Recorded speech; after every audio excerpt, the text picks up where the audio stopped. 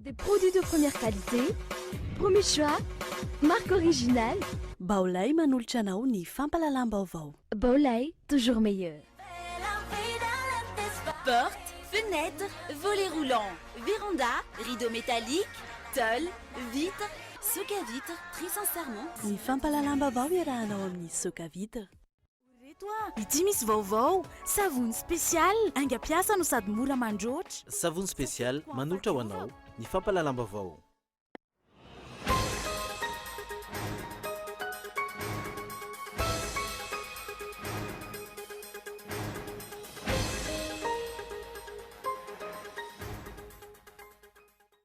Nizotra araka ny tokony ho izy ny sitinina nataony teo anivonihetsika ho an'ny fahalalana amin'ny teny sy maneho hevitra teo anoloany ny fitsarana avo momba ny lalam-panorenana.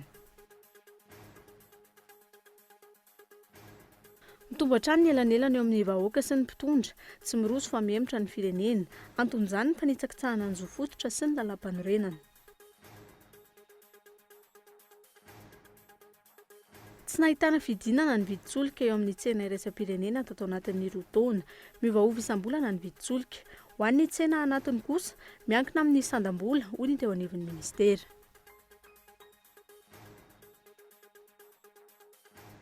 Mikorotana tanteraka ny fanadinam-panjakana na ny bakalorea na ny fifananana hidirany ho mpiasan'ny fahadiseranana. Olana eo anivon'ny tompona andraikitra no fantatra fa anton'izany, mikorotana ihany koa ireo ray aman-dreny sy mpiadana. Any ivelany toy ny raharaha fampiororoana any Syria ao Alep, ny aviation russe no hanampy ireo mpitandro ny filaminana siriana, voapangahoana ampiasa fitaovana simika kosa ny mpitandro ny filaminana siriana. Na tsy pirin'izay arahinao afaka fotoana fohy.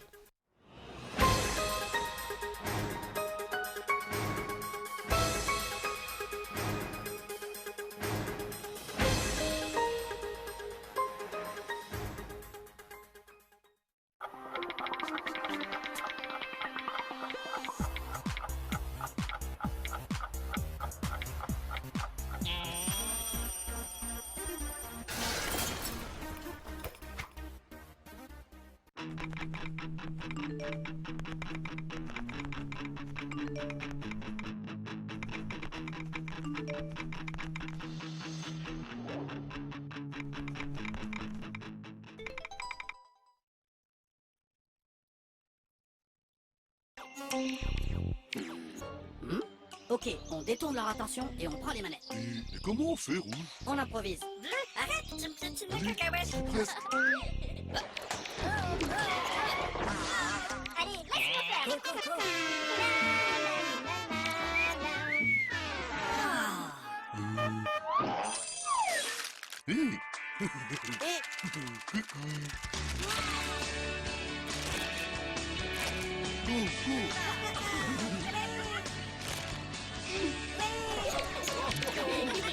M&M's, le plaisir que l'on partage.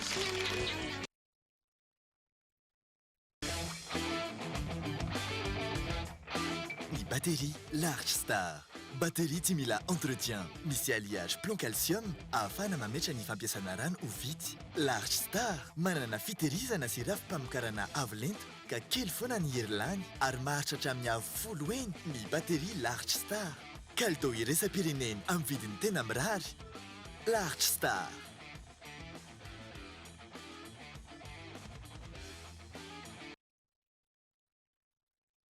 Efa nanandrana an'ity fromage Régal Piquant TV ianao?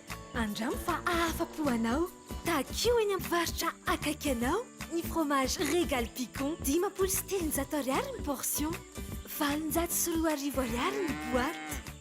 Fromage Régal Piquant, fromage à prix canon.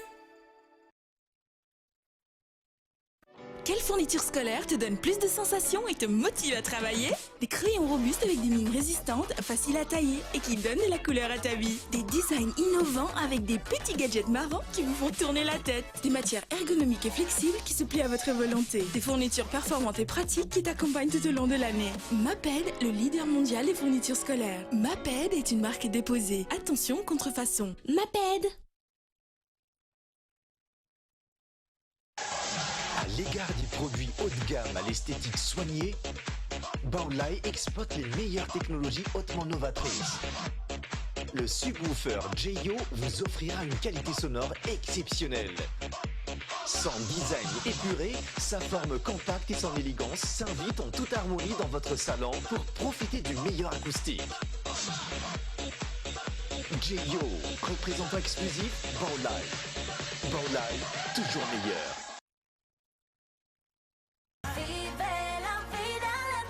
Portes, fenêtres, volets roulants, véranda, rideaux métalliques, tôles, vitres. Soka Vitres, fabricant poseur et spécialiste de pliage de tôles et bien d'autres, vous propose un large choix pour tous vos projets de construction ou de rénovation. Elle fabrique sur mesure toutes vos menuiseries alu à prix d'usine. Alors qu'attendez-vous? Venez nous voir à Andouta Pénoc ou sur notre site internet. Soka Vitres, très sincèrement à votre service.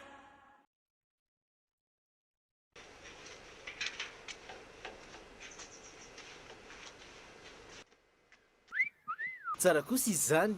Ino ny loko io azafady? Primokat io ramsa. Aiza no aza ahitana an'io? Ahitana azy daholo ny kenkayry rehetra izay mahazatra anao. Sura mihitsy amin'ilay lavako azy. Merci e. Ono misy an'le primokat ato aminareo? Ie, misy ka. Fa amin'ilay inona ny tendra misi? Za manko mila mandoko vavahady ary mila maromaro mihitsiny. Misy sady misy amin'ilay eto amin'ny vy tsara io. Sady mora le izy.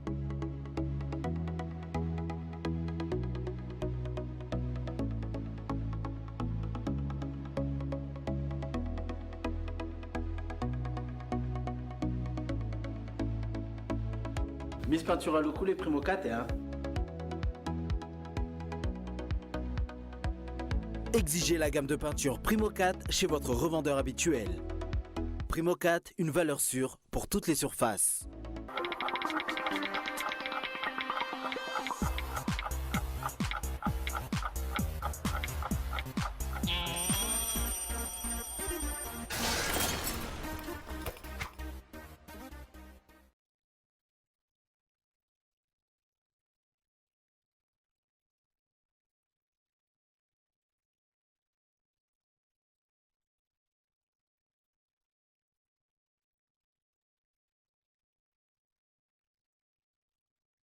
Miarapa tompoko tonga soa indray tao anatin'ny fampahalalam-baovao ary ianasana anao ampanajana ny anaraka izany hatramin'ny farany. Isataratsika izany avy hatrany ny hetsika ny fitakiana ny fahalalana maneho hevitra.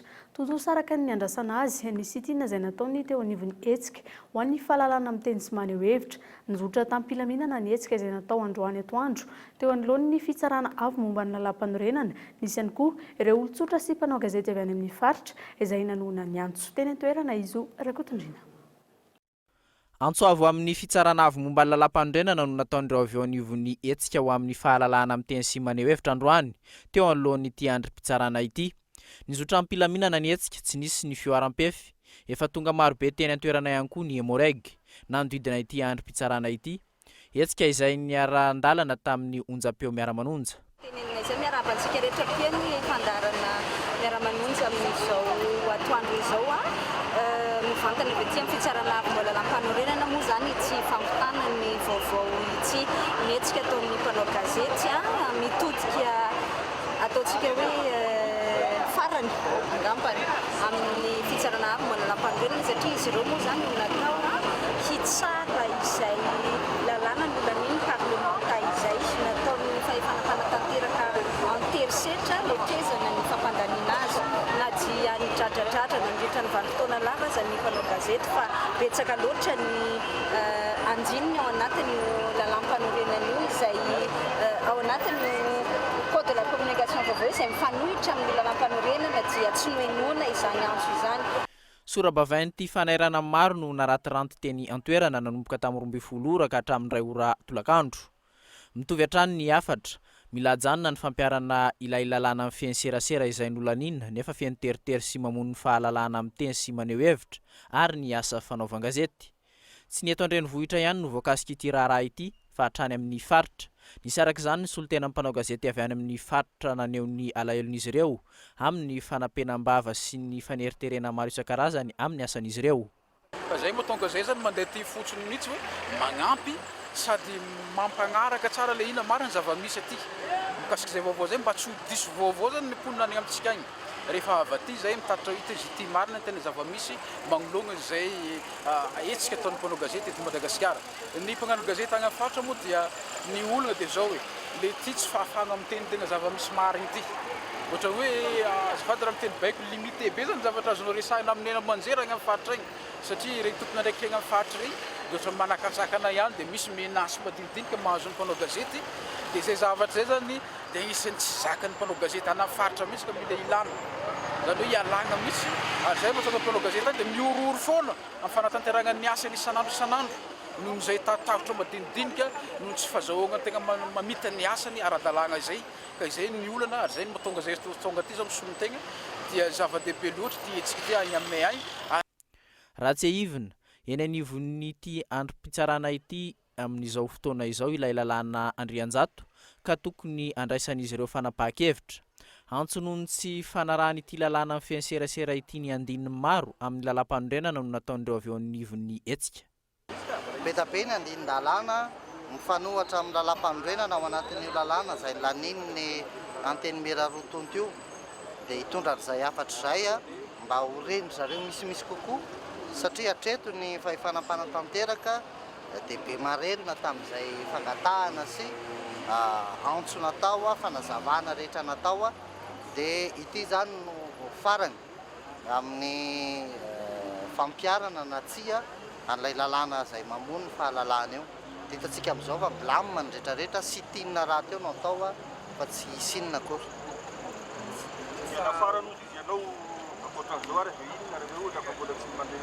Ny akoatran'izao mbola ifampidinika hoe inona ny stratégie fa iarahan'ny vahoaka rehetra mahita maheno amin'izao fotoana izao fa tena manao be marenina ny fitombram-panjakana amin'izay fitakiana na andatabatra boribory izay izy ihany no niteny an'ilay izy nefa tsy tanterahany sosokevitra maro dia maro no efa nalefa na teny amin'ny antemera-pirenena na teny amin'ny antemeran-doholona tsy nisy niraisiny izany sosokevitra izany na iray aza dia mbola ifampidinika hoe inona no atao fa izay miantso ny olom-pirenena foana mba ho mailo mba hiaraka iombom-peo amin'ity etsika amin'ny fahalalahana maneho hevitra ity satria zava-doza raha io no tena miatra sy ampiarina eto amin'ny tanitsika.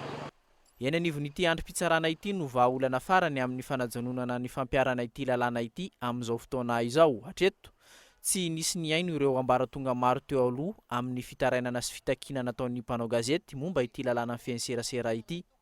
Tsy ny aino ny ministera ny serasera toy izany ihany koa ny anteny meran-dolona sy ny anteny meram-pirenena ary farany teo manao be marenina ny filoham-pirenena.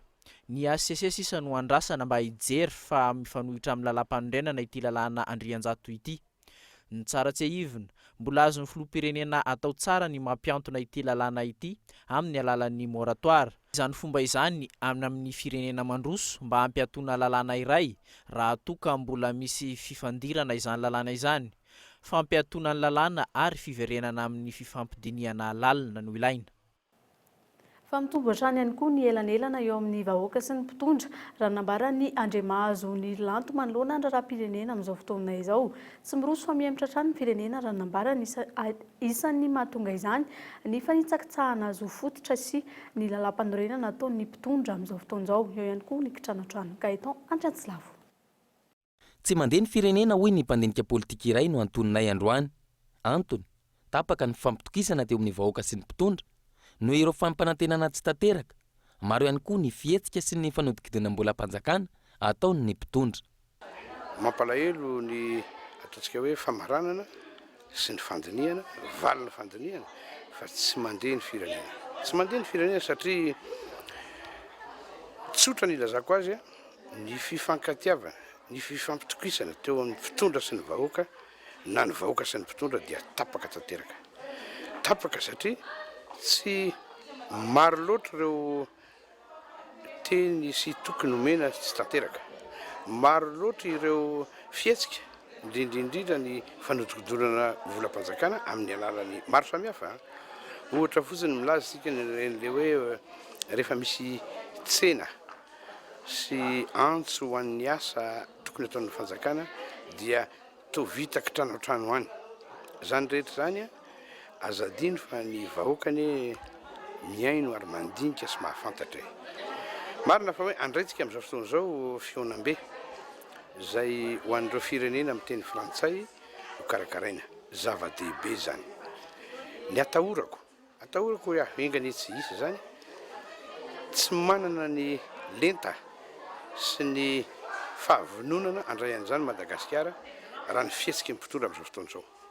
Isan'ny voaresaka amin'izany ny lafin'ny fandriampahalemana sy ny fitaovana nanan'ireo mpitandro filaminana ahafana miaro ireo vahiny sy ny vahoaka malagasy. Ankoatr'izay, nilaza ihany koa ity mpandinika politika ity fa maro ary miariary eo masony rehetra ny fanitsakitsahana ny zo fototra sy ny lalam-panorenana nataon'ny mpitondra. Ohatra amin'izany ny fahalalany asa fanaovan-gazety sy ny fahafahana maneho hevitra, mihemotra fa tsy miroso isika raha ny fanazavany.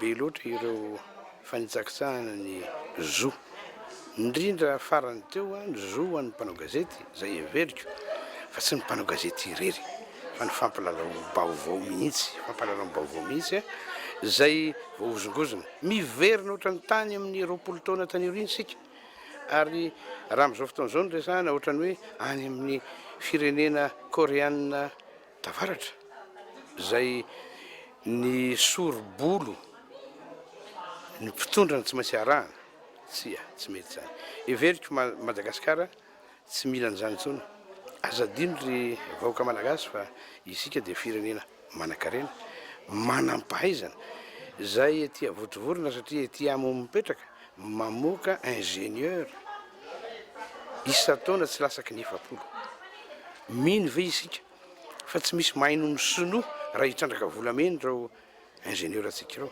ka nahoana raha ireo no mena ny fitaovana dia manao ny malagasy hitatsika eo indray ny atao anaovana azy raha toy ny fanjakana no nividin'ny fitaovana dia averin'ireo mpitrandraka ireo moramora ny volany ary fahatelo farany raha mamokatra volamena sika ampiditsika amin'ny banque centrale miakatra ny letany vola malagasy. Tsy ahitana fiantraikany amin'ny fiainan'ny malagasy nefa hatreto io fananantsika arenan-kibon'ny tany io raha ny fanazavany hatrany. Ny finiavana politika ampandroso ny firenena ny triampy ary tokony andiny tena ny mpitondra manoloana izany. Efa maro ny fitarainana sy ny fanehoan-kevitra saingy hatreto meny manapitsofina ny mpitondra ka tsy miaino ny etaetany vahoaka entiny, ny adala politika sy ny fiarovana seza no mipahan-toerana. Fa nanome roa amby fitopolo ora ny ben'ny tanàna sy ny tompon'andraikitra mpamatsy herinaratra any an-toerana ireo mponina ho ilakaka sy ny mpiasan'ny radio Jupiter. Anton'izany notapahana ny famatsiana herinaratra ho an'ny radio any an-toerana noho ny tsy fifankahazoana eo amin'ny rotonta ny mpamatsy herinaratra sy ny eo anivon'ny radio Jupiter no tokony tady marimaritra iraisana hoy ny ben'ny tanàna any an-toerana. Gaetan Antrantilavo. Mianjandro ny tady eo amin'ny ainao manjery tsy miankina ny ilakaka sy ny ben'ny tanàna amin'izao fotoana izao. Raha tsy hivina, ny alakamisy lasa teo dia ny vahiny tao amin'ny radio Jupiter ny mera ilakaka sy ny vahiny hafa nasaina, ny fako ao ilakaka sy ny olan'ny tanàna no ny ompanan'ny ady hevitra. Nandray anjara ny vahoaka ary nanakina ny jirama privé any an-toerana. Raha ny hevitry ny ankilany, tsy nazaka ny ady hevitra ny meraka ny safoka na nipy telefona, ny voaka ny studio tsy nametraka veloma ho an'ny mpiaino. Taorin'izay, tonga nanapaka ny herinaratra tao amin'ny radio Jupiter ny mpiasan'ilay orinasa any an-toerana. Antony nahazo baiko avy amin'ny maire any an-toerana sy ny tompony orinasa izay samy niarana molavola ilay taratasy fahazon-dalana. Tamin'ny iray ora dia tonga teto aminay moa zany ny iraka avy any amin'ny ben'ny tanàna nandoany lakaka sy ny tompony orinasa nitondra taratasy zany hoe mpiasa maherla ampiato ny famatsiana herinaratra ny radio Jupiter eto andoany lakaka zay nahavoly faktura ara-dalàna ho an'ity orinasa ity. Ny motif an'zareo anatin'ny listy hoe nanaratsy an'ity orinasa ity hony ny radio Jupiter tao anatin'ilay fandaharana ady hevitra nandraisany ben'ny tanàna anjara tamin'ny alakamisy zay niantsony ny olona mivantana. Ankoatran'izay moa zany dia misy ny fanositosehana mpanao gazety sy teknisiana ataon'ireo olona ireto rehefa nanapaka ny herinaratra tato amin'ny radio Jupiter teto andoany lakaka. Niantso ny ty orinasa ity zahay sy ny ben'ny tanàna hamerina tsy misy atakandro ny herinaratra mamatsy ny radio Jupiter ao anatin'ny 2 ora. Misy ny fanambarana nataon'ny ray aman-dreny sy ireo vahoaka nandoany lakaka ny Keomaraina mitsipaka amin'izao famonoana ny fahafahana mahazo vaovao ka sainy ity orinasa ity sy ny ben'ny tanàna atao izao. Anjaran'ny orinasa sy ny radio Jupiter no mifampiraharaha hoy ny ben'ny tanàna ny an-toerana raha nanontaniana momba izany. Fanaratsiana ny ben'ny tanàna no ataon'izy ireo hoy izy ary manakorotana ny saim-bahoaka. Nanapa-kevitra zahay hotapahina io jiro io dia misy fanampiny hoe mandivajiva mitondra fanjakana izy ary manakorotana saim-bahoaka. Ka eto dia milaza marina tokoa aminareo hainao manjeny eto iran'ny Madagasikara satria hainao mandeha manao ahoana moa mpanao gazety manao ahoana moa no manao an'izany fomba zany satria zavatra hafa dia voizina hanakorontana saim-bahoaka ohatra mitany any amangatokana dia mitany zany tsy fiasan'ny domaine milehibe ny tanàna fa raha misy zavatra fitarainan'olo dia videny mbola tsy nandalo eto aminay zany resaka fivarotana tany zany nefa voiziny dibitera fa mivarotra tany ny komina eto-Androany Lakaka ka aminay efa nandalo teto le taratasy natao IDGMLA io privé io fa tsy jirama asy io mitovy amin'ny varotra rehetra rehefa tsy mifanaraka dia tapahiny ny azy mitovy amin'ny fitenenareo dibitera reo hoe manome ultimatum izy amin'ny ben'ny tanàna Ilakaka sy ireo IDGMLA reo fa tsy maintsy averiny io jiro anatin'ny telo le 2 ora dia tsy ato na hilahatra izy hamory vahoaka amin'ny sabotsy dia zavatra salamizay moa zany dia tietehinay satria sy ataotao foana ny famoriam-bahoaka fa aza mivoy fanakorotanana adipoko amin'ity tanàna ny Androany Lakaka ty. Tsy manaiky ny fanakatonana ny radio ireo tompon'andraikitra sy Europeaina noho izany nanomero amin'ny 70 ora ny tompon'andraikitra ny ao anivon'ny komina izy ireo mialohan'ny idirana amin'ny dingana ambonimbony kokoa. Andrasana araka izany no mety ho toyny ity tsy fifankazahoana ny Lakaka ity.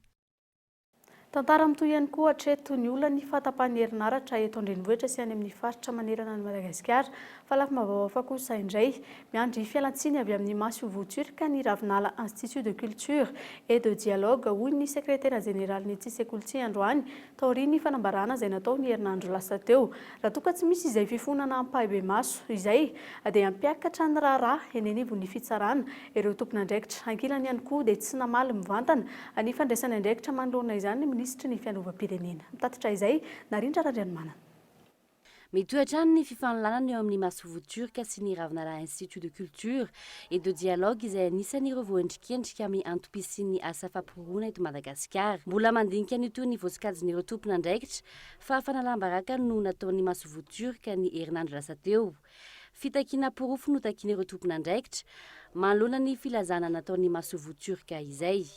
S'il y a déjà quelque chose, s'il ferme, tu m'as dit, c'est problème, fa, les problèmes, ça, ouais.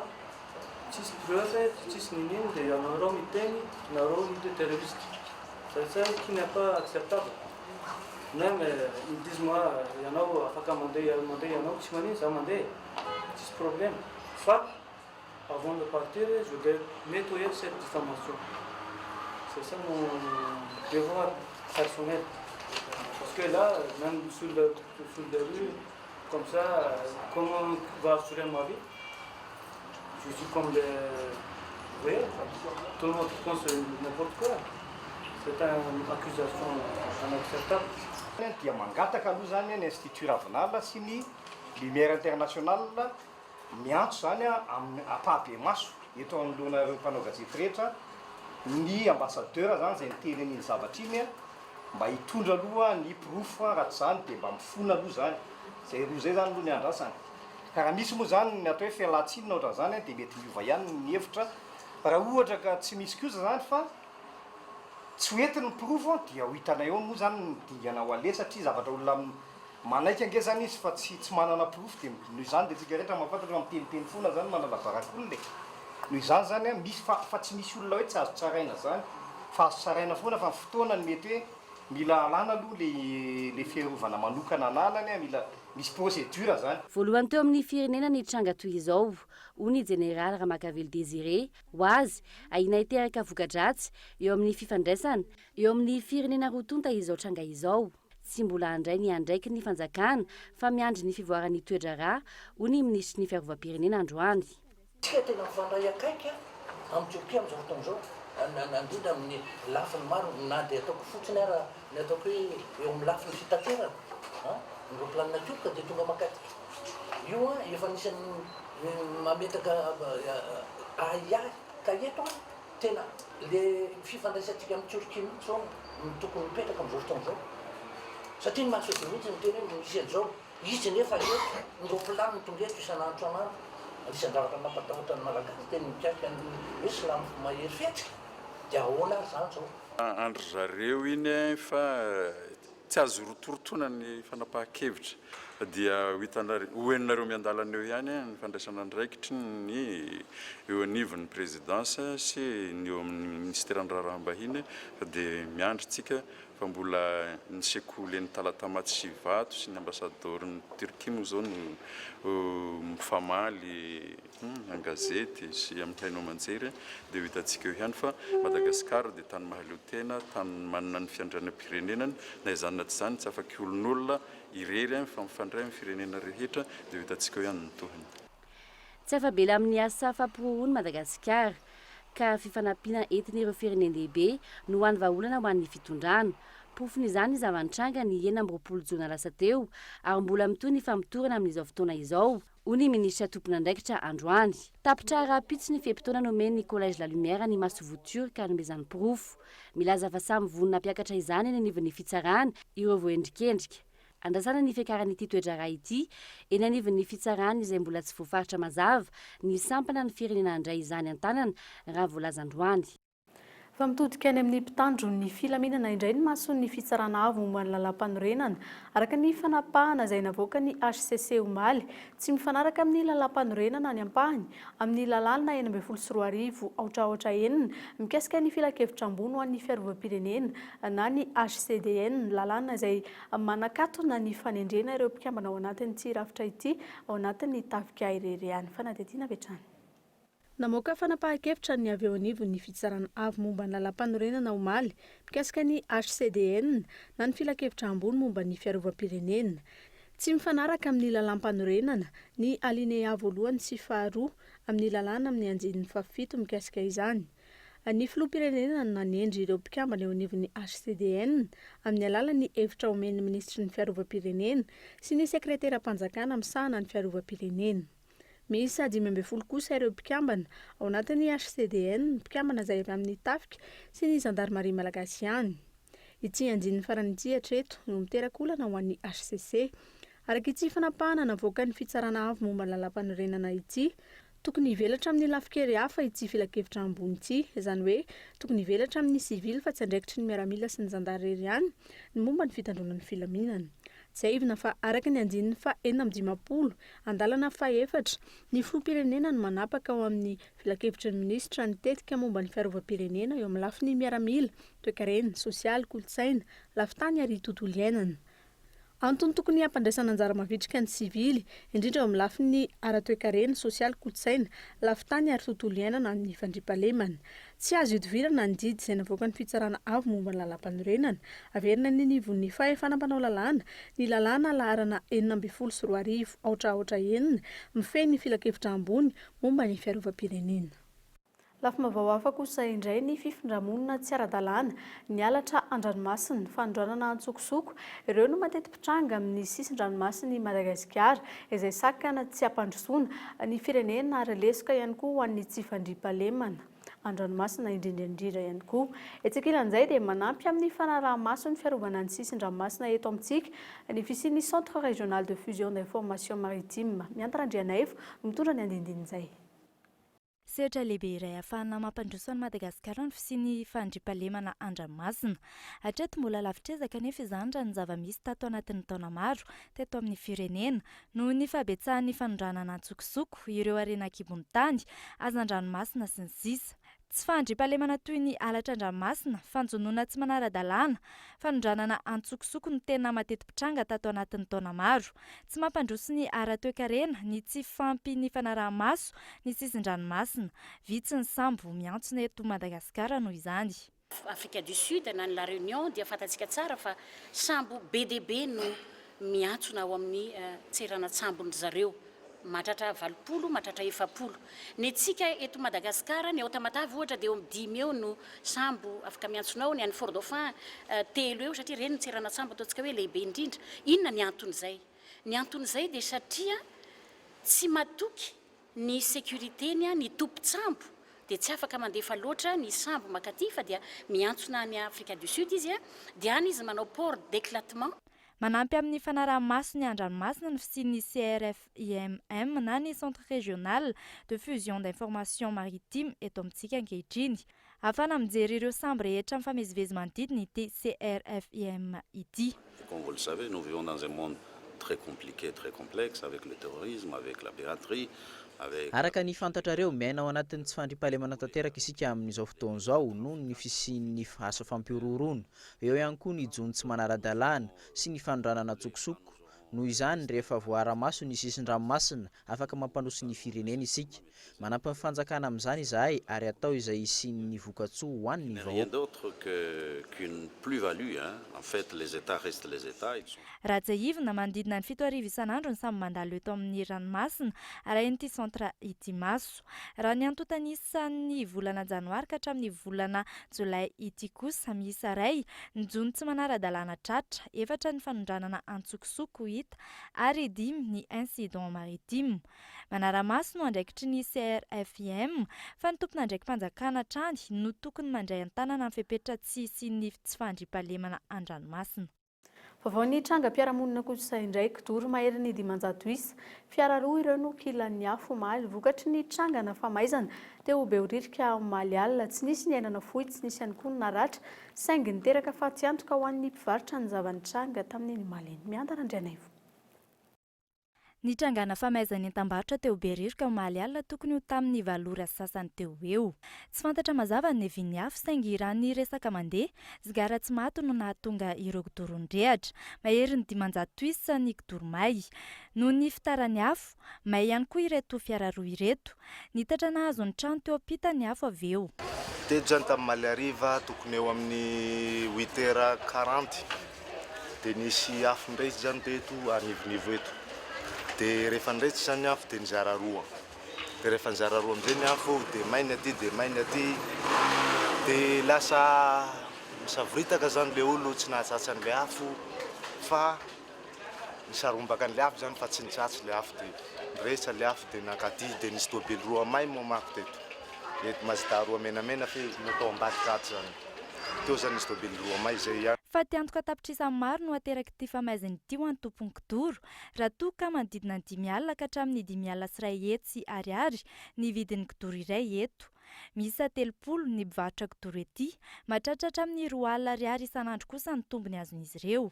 Tsy fantatra hatreto ny fotoana hiverenan'izy ireo mivarotra. Ny eto zany ny mpivarotra eto zany karama isan'andro. Mamelona vady aman-janaka.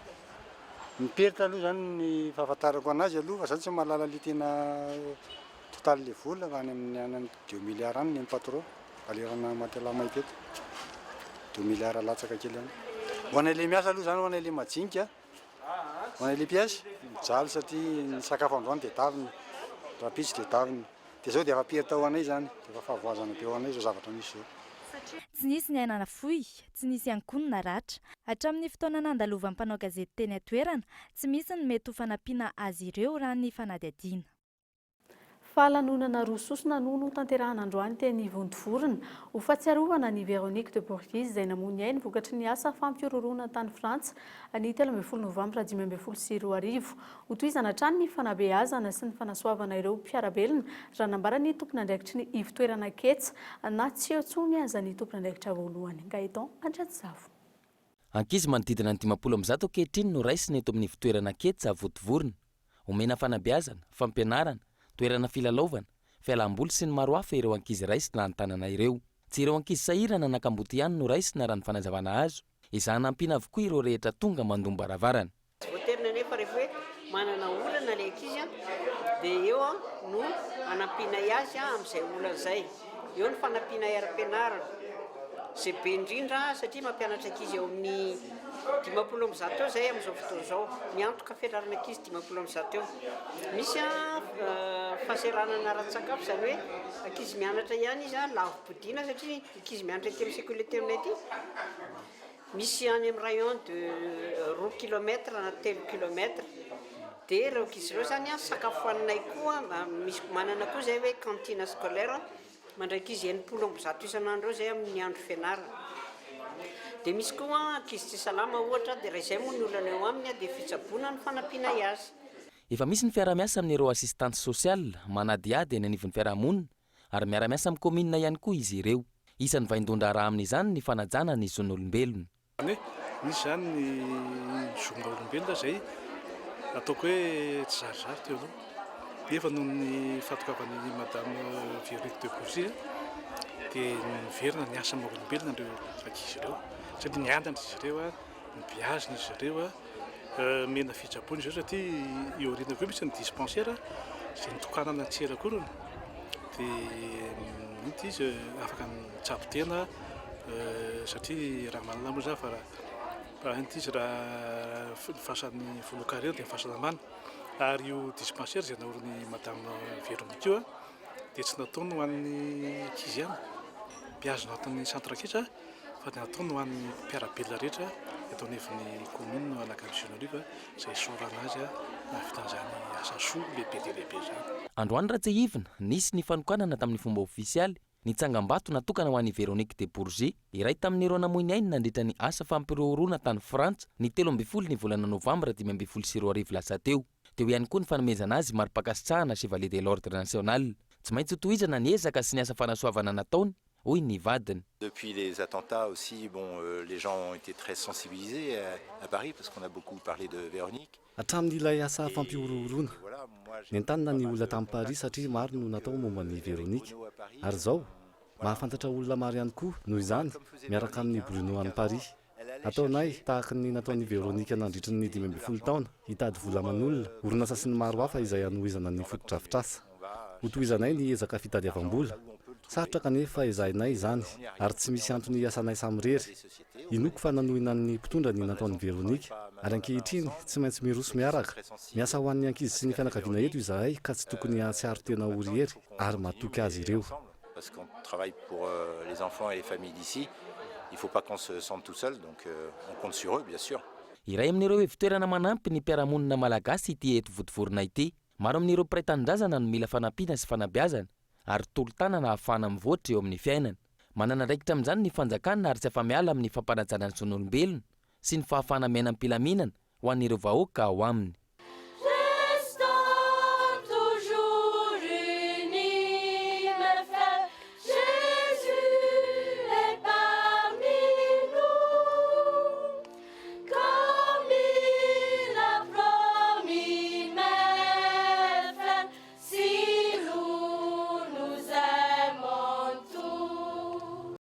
Sehatry ny fanabeazana mikorotana tanteraka ny fanadina-mpanjakana dia eo anivony tafiditra ao anatin'izany ny fanadinana baccalauréat sy ny fifaninanana hijirana ho mpiasan'ny fahadiseranana tsy fahatombanana eo amin'ny lafiny teknika ny mahatonga izany raha nambarany tompon'andraikitra toe-javatra izay nampikorotana ny mpiadina sy ireo ray aman-dreny. Mikaela Ramarla.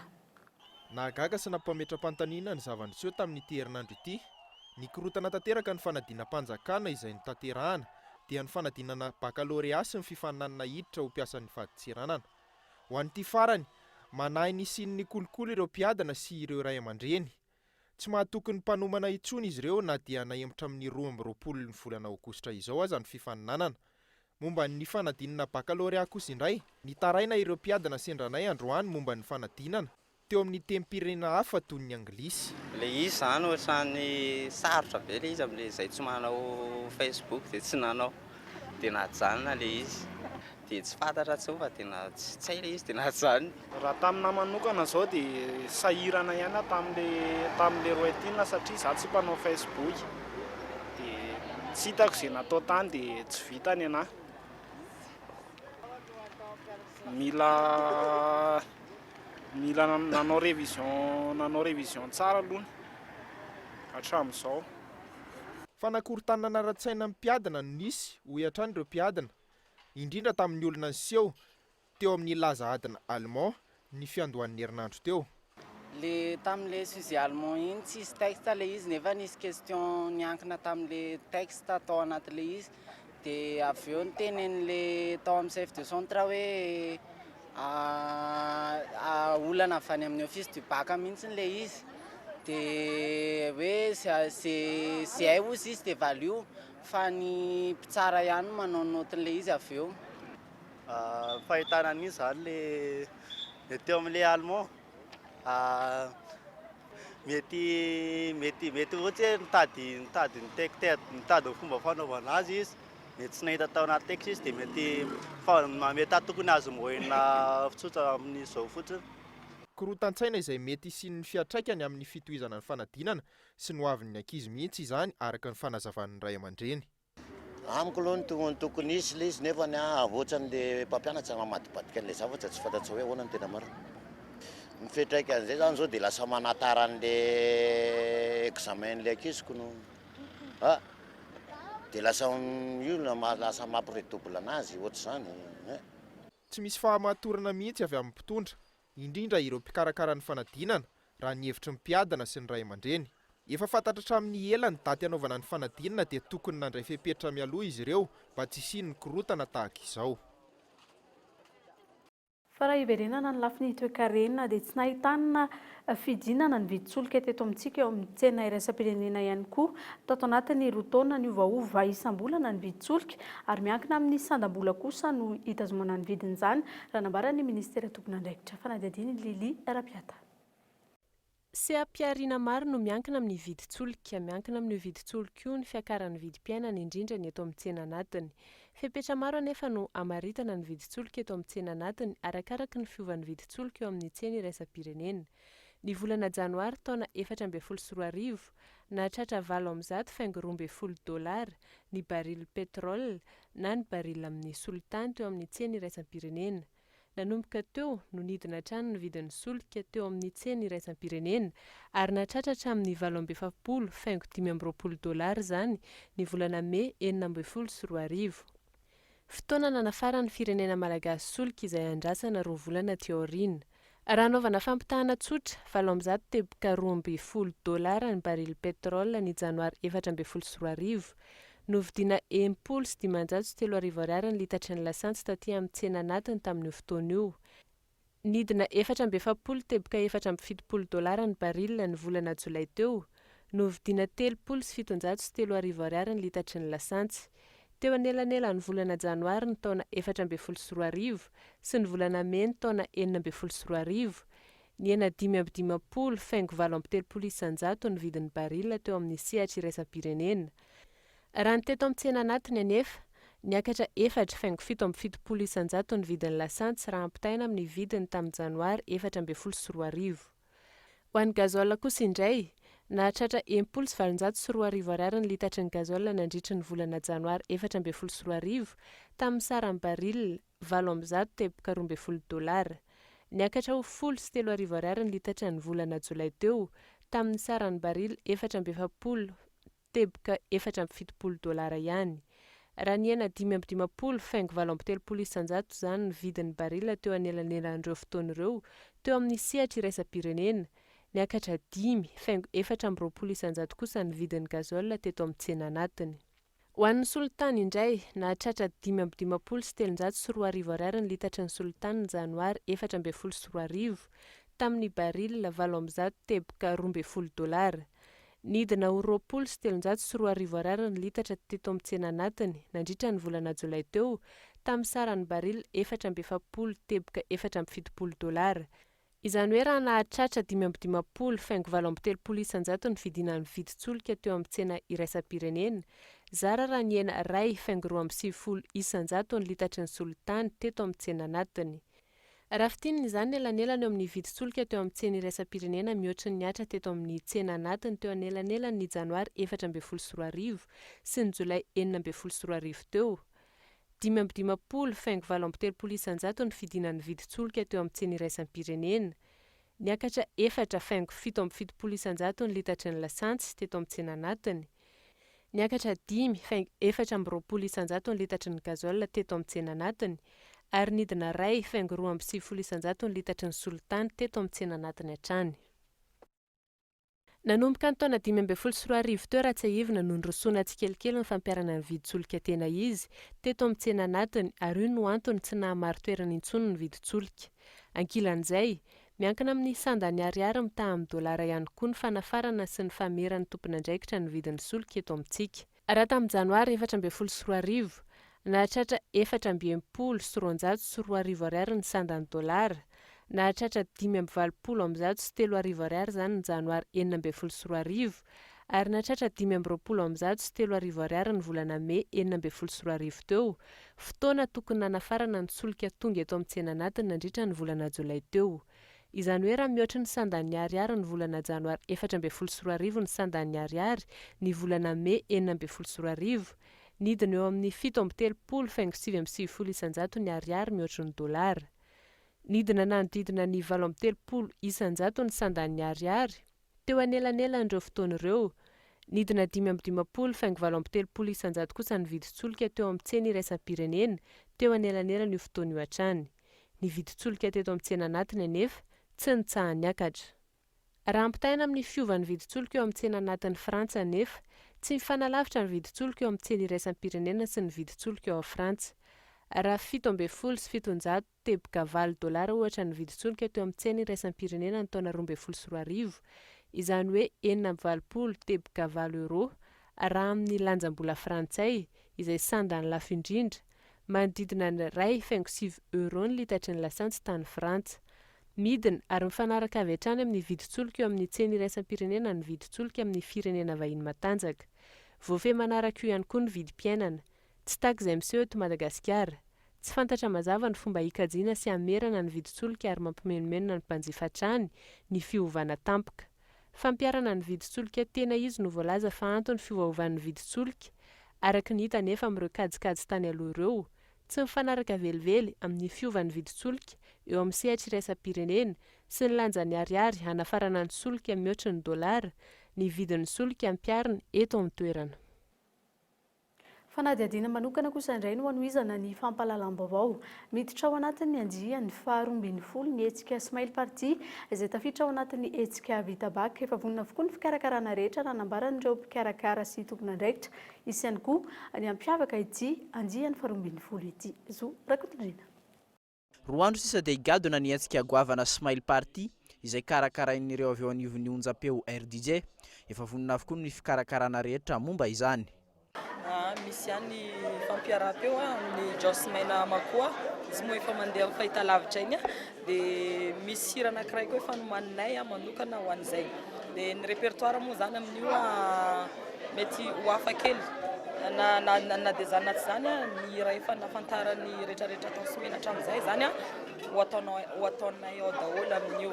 Dia ny hira vaovao koa tena misy fi dia misy ligny zay zany ho hitanareo zay filimina zay ka tongava kia na le fille na le garçon ireo feeling iarana amin'ny prince festival zavatra mbola tsy dia fahita aloha zany no ataonay fa zany hoe DJ alaka ataonao DJ mifangaroko lalaka kely zava-baovao efa iezahana mihitsy hoe manomana zavatra hafa kely zay miala amin'ny mahazatra hatramin'izay tsy hoe miala moa zany tafiditra ihany le ambiance hatramin'izay ireny fa misy zavatra efa mipreparenay hoe raha natao mety misy show kely eny ampovoany eny ohatra hoe misy DJ anankiroa tafiaraka eo dia samy manao pasipasy ohatra izany nefa sady mampandihy an'ilay olona ihany koa mameo ambiance an'ilay olona. Ny zavatra tiatavinay amin'ity zany zavatra ame ohatrany hoe mame amin'ny fiteny vahiny hoe extase an'ilay olona hoe ampiakatra an'ilay olona dia efa manomana izay eo efa manomana zavatra hafa kely mihitsy. Raha tsy hivina eny amin'ny Alliance Française d'Antananarivo eny Andavamamba no anatanterahana ity hetsika ity. Ho an'ireo mpikarakara hiavaka ity andiany faha-12 ity no ireo andiany maro teo aloha. Anton'izany ny fisian'ny toerana malalaka kokoa noho ny teo aloha. Hetsika fito no hiara hitranga eny an-toerana.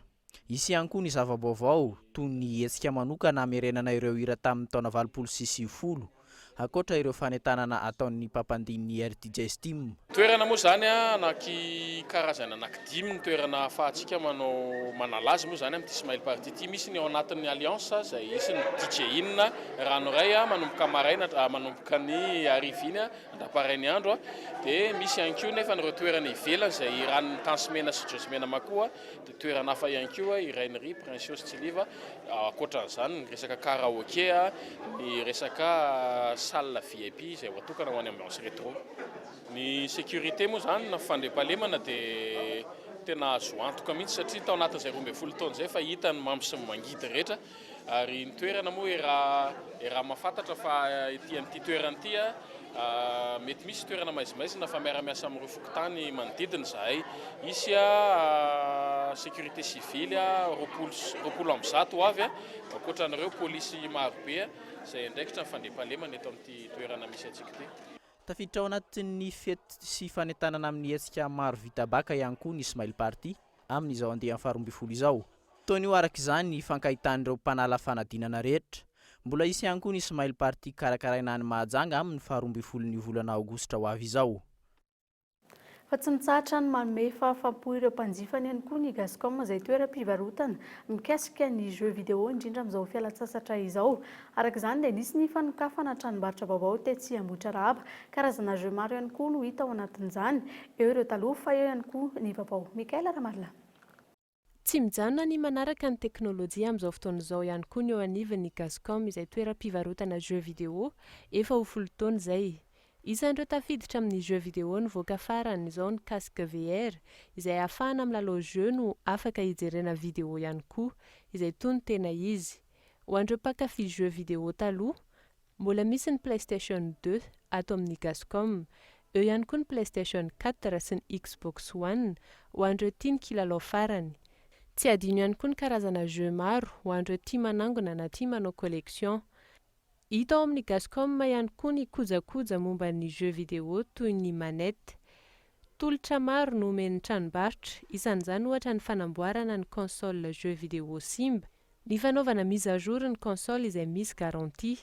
Azo lazaina araka izany fa Dr Mario amin'ny olana rehetra momba ny jeux vidéo ny Gascom. Misy lalao ihany koa iarahana amin'ny tranombarotra mandritra ny fialan-tsasatra, dia ny jeux selfie izany. Lalao izay anaovana selfie manoloana ny tranombarotra Gascom ka alefa any amin'ny page Facebook ny Gascom izany. Loka maro no zaraina, ho fanohizana ny fanomezana ny fahafaham-po sy ny fangatahany be sy ny maro ihany koa, dia nisy ny fanokafana tranombarotra vaovao an'ny Gascom etsy Ambohidraraba ao amin'ny immeuble Santatra. Ny Gascom izay mbola mitana ny hoe référence en jeux vidéo. Amin'izay sehatry ny kolontsaina izay hatrany 3 aogositra, andro iraisam-pirenena ho an'ny kapoerista na ireo mpiangaly. Ny kapoera izay 5 mifangaro haiady raha ny tantara tamin'ny andron'ny fanandevozana no nipoiran'ny kapoera tany Brezil. Andeha avy aty Afrika no norarana tsy lalao sy alavoly sao hitaky fahafahana ary nitsoaka tany anaty ala izy ireo. Ka ny fifangaroan'ny kolontsaina afrikana no nitambatra ka nanome ny kapoera. Mitatitra izay onona saina.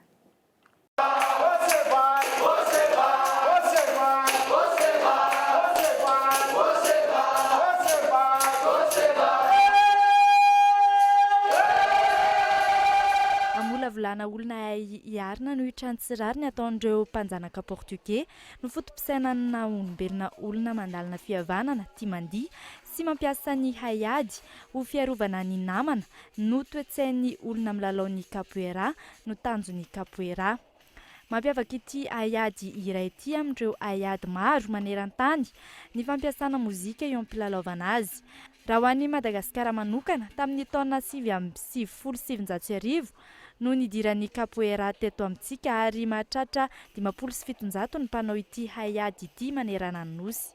Capoeira zany dia haiady mifonodihy, zany hoe natomboana tonga ny capoeira raha raisina hoe terme technique dia hoe alangezabe anankiray dia ny solaina ny tao afovoany atao filalaovana, zany hoe ila air brasé zany le izy raha miteny frantsay. Eo amin'ny fomba fiakanjo matetika misy saina Brésil foana, zay angamba no alalana hoe iny mpanao capoeira iny. Dia ankoatran'izay koa tia misaotisaoty, tia manao acrobatie zany rehefa mahita toerana mararadalaka dia efa mandeha ny acrobatie. Fanarahana ireo namana, fifanohanana amin'ny samy capoeirista ary fanatanjahantena mifonodihy antony mampazoto ireo tanora ilalaon'ny capoeira. Natonga nananao capoeira ankizy no nitarika anahy andeha ho atao amin'ny club dia nanomboka nilalao teo dia nahafinaritra ilay sady misy cohésion entre ny ankizy dia mahafinaritra ilay fiarahamonina ato. Taizana vatana moa ilay izy voalohany indrindra dia mampisokatra kokoa na amin'ny fiainana andavanandro ary lasa tsy ohatrany hoe miaina kokoa mitondra na amin'ny fiainana tsy mora stressé tsotra. Le capoeira manko no misy an'le dia le tena fitiavana an'le dia zany tena nitsarika na hoe ndao hanao capoeira. Dia ka eo anatin'le capoeira ka misy an'le ahiady. Le ahiady iny zany tena hoe basen'le capoeira dia dia manaraka texte rapidité kokoa zany anona andavanandro tonga dia hita hoe iny mpanao capoeira iny amin'ny fiainana andavanandro. Lasa ohatrany hoe matanjaka kokoa zany ianao manana ohatrany hoe somary endurance sy résistance dia na ohatra hoe miatrika ianao hoe na mandeha tongotra lasa ohatrany hoe misy sofla kokoa na ohatra hoe ianao ohatrany hoe resaka agilité zany dia resaka souplesse lasa hoe mitombo kelikely eny fa io moa zany tsy mora manao zavatra dia rehefa vao manomboka ohatrany hoe mila finiavana sy faharetana. Tsy eto Andrenivohitra ihany no ahitana tanora milalao ny capoeira eto amintsika. Ahitan'izany ihany koa ny any Antsirabe, Fianaratsoa, Mahajanga, Fianaravo Est. Araka amin'ny fanadihadiana natao, ny horonan-tsary nilalaovin'ny marika Dacascos no namparitaka ny capoeira maneran-tany. Ho fahatsiarovana ireo capoeirista lavo tamin'ny ady ho an'ny fahafana tany Brezila no nahatonga ny andro iraisam-pirenena tamin'ity androany ity. Maresaka iraisam-pirenena kosa indray toy ny raharaha fampiororona ny Syrie ao Alep amin'izao fotoana izao. Ny aviation russe no hanampy ireo mpitandro ny filaminana sirianina voapanga ho nampiasa fitaovam-piadinana chimique. Famitsinana izay eo amin'ny sariny France 24. Mpitsabo maromaro no any an-toerana amin'izao ary milaza fa asa fampiororona natao tamin'ny alalan'ny fitaovana chimique izany. Raha ny fanazavana hita tao anatin'ny fizahana moa no nahafahana namaritra izay sempotra avokoa ireo olona eny amin'ny hopitaly amin'izao raha ireo sary miparitaka eny amin'ireo tambazotra serasera kosa sahirana avokoa ireo zaza miaina. Manodidina ny 30 ireo olona naratra tamin'ity daroka bomba nitranga tany Saravaika ity. Ataka chimique no isokajian'ireo Rosianina izany mifanilika amin'ny zava-mitranga moa ny avy eo amin'ny fitondrana sy ireo rebelle manoloana izany na ny anivony kosa ireo fikambanana samihafa tahaka ny OSDH na ny Observatoire Syrien des droits de l'homme. Mitodika ny Damas sy ireo alliés russe ny ayahin'izy ireo raha tsy ahivina 10 kilometatra miala ny Alep no nitrangana ity daroka bomba miendrika ho ataka chimique ity. Mialohan'ny sarahana amin'izao alina izao tompokilasy tompovavy dia andeha fitsinina aminao ireo vaovao nisongadina androany totoa saraka izay nikasana ny sitina natao ny hetsika ho an'ny fahalalana amin'ny teny tsy maneho hevitra androany teo anoloany ny fitsarana avo momba ny lalam-panorenana. Mitombotra ny kosa ny elanelana eo amin'ny vahoaka sy ny mpitondra ary tsy miroso fa miemitra hatrany ny firenena. Izay no fanehoan-kevitra ara-politika nentina taminao androany tsy nahitana fidina ihany koa ny viditsolika eo amin'ny tsena iraisam-pirenena tato anatin'ny roa taona miovaova isam-bolana ny viditsolika eto amintsika ary miankina amin'ny sandam-bola ny vidin'izany raha nambara ny minisitra tompona andraikitra. Mikorontana kosa ny fanadina mpanjakana dia ny baccalauréat sy ny fifaninanana idirana ho mpiasa ny valintseranana. Izay ihany koa tompolasy tompovavy no entina manakatona tanteraka ny pejy fampahalalam-baovao ho an'ny androany. Namana Anny Lalaina no iaraka aminao atao anatin'ny fampahalalam-baovao ho an'ny Rampitso. Veloma tompoko.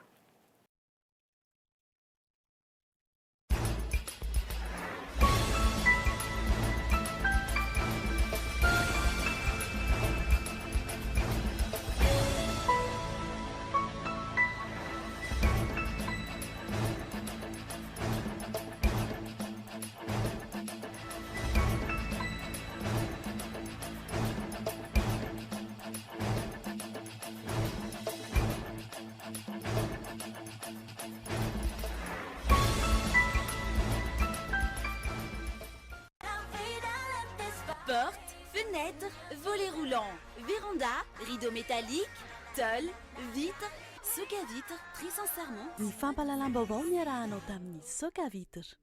Des produits de première qualité, premier choix, marque originale. Baolay nanolotra anao teo ny fampahalalam-baovao. Baolay, toujours meilleur. Ity misy vaovao, savony spécial, aingam-piasa no sady mora mandroatra. Ny vaovao dia nankafizinao niaraka tamin'ny savony spécial.